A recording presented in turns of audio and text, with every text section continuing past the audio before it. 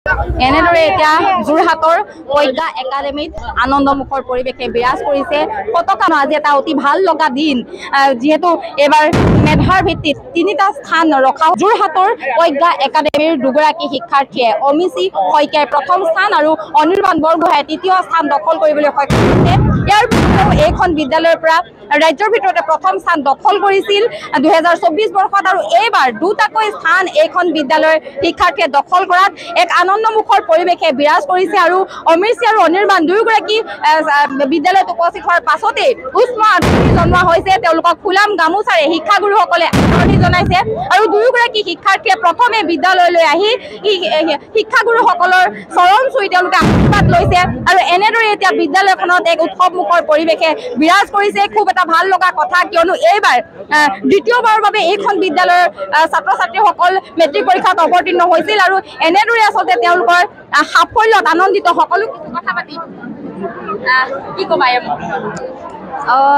বৰ্তমান ভাল লাগিছে আৰু মোৰ লগত আৰু মোৰ বেলেগ সহপাঠীসকলৰো ভাল হৈছে। মোৰ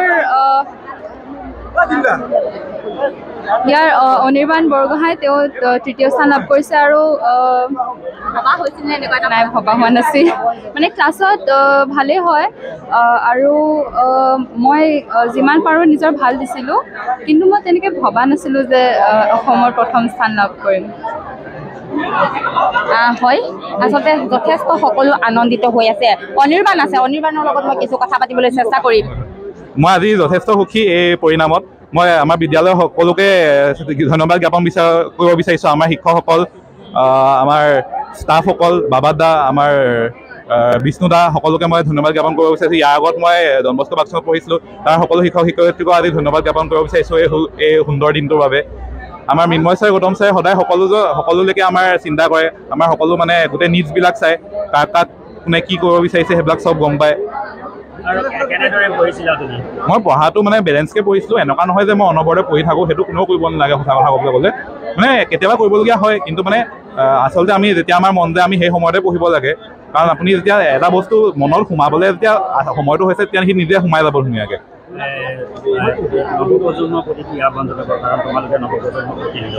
নৱপ্ৰজন্মৰ প্ৰতিতো মোৰ বহুতো ভাৱধাৰা আছে। নৱপ্ৰজন্মৰ বৰ্তমান নৱপ্ৰজন্মৰ আগত কিছু সংকটো আছে, হয়তো এইটো আমি সকলোৱে লক্ষ্য কৰিছোঁ। গ্ল'বেল ৱাৰ্মিঙৰ বাবে বা বিভিন্ন কাৰণে আমি সকলোৱে এখন ভাল পৃথিৱী গঢ়িবলৈ আগবাঢ়ি যাব লাগিব। সকলোৱে একতাৰে থাকিব লাগিব। আমি ধৰ্ম, কাষ্ট এইবিলাকৰ ভেদাভেদবোৰ মানে আমি মানিব নালাগিব। কথাটো হৈছে আমি সকলোৱে এখন সুস্থ, সফল, সকলোৱে ইজনে সিজনক ছাপৰ্ট পাই এনেকুৱা এখন সমাজ গঢ়িবলৈ চেষ্টা কৰাটো উচিত হয়। ভৱিষ্যতে মই এজন চিকিৎসক হ'ব বিচাৰিছোঁ। চিকিৎসক হিচাপে মই সমাজৰ সকলো মানে মানুহকে সেৱা কৰিব বিচাৰিছোঁ। মোৰ পিতৃও এজন চিকিৎসক, তেওঁৰ পৰা মই যথেষ্ট শিকিছোঁ এই ক্ষেত্ৰত বিগত কেইবছৰে।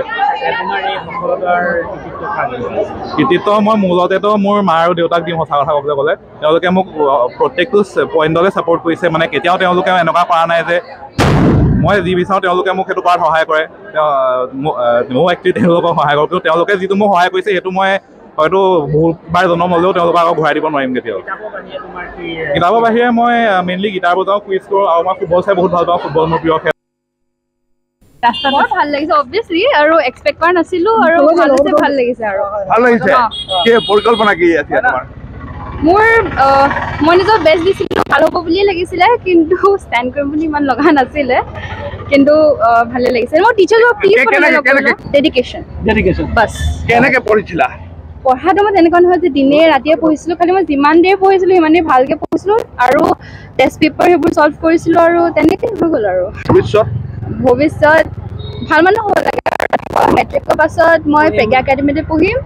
11-12ত মই ছায়েন্স ল'ম আৰু মই পঢ়ি থাকোঁতে এতিয়ালৈকে মই ডিচাইড কৰা নাই যে মই কোনটো কেৰিয়াৰ পাথত যাম, কিন্তু ভাবিবলৈ টাইম আছে আৰু ভাবিম আৰু। মই ডান্সত মোৰ বিচাৰত আছে, ডান্স কৰোঁ মই, আৰু এনেই গানো গাওঁ, এনেই ঘৰত। আৰু এয়া আমি যোৰহাটৰ পৰিৱেশ দেখুৱাইছোঁ। আনহাতে জিলাভিত্তিক কিছু খবৰ আমি জনাব বিচাৰিছোঁ।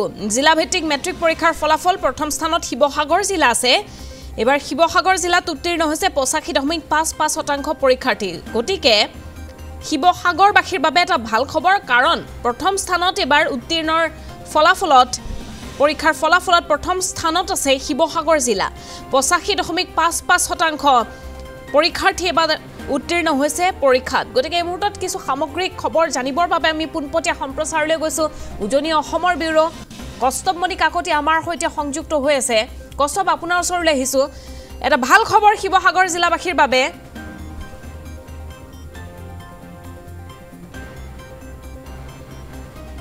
কিছু সময় পাছত আমি সংযুক্ত হম আমাৰ সাংবাদিক গৰাকীৰ সৈতে শিৱসাগৰৰ খবৰ আমি জনাইছো যেটো জিলাখনত এবাৰ 85.55% পৰীক্ষাৰ্থী উত্তীৰ্ণ হৈছে আনহাতে দ্বিতীয় স্থানত ডিব্ৰুগড় জিলা আছে জিলাখনত উত্তীৰ্ণ হৈছে 81.10% পৰীক্ষাৰ্থী তৃতীয় স্থানত ধেমাজি জিলা আছে জিলাখনত উত্তীৰ্ণ হৈছে 80.64% পৰীক্ষাৰ্থী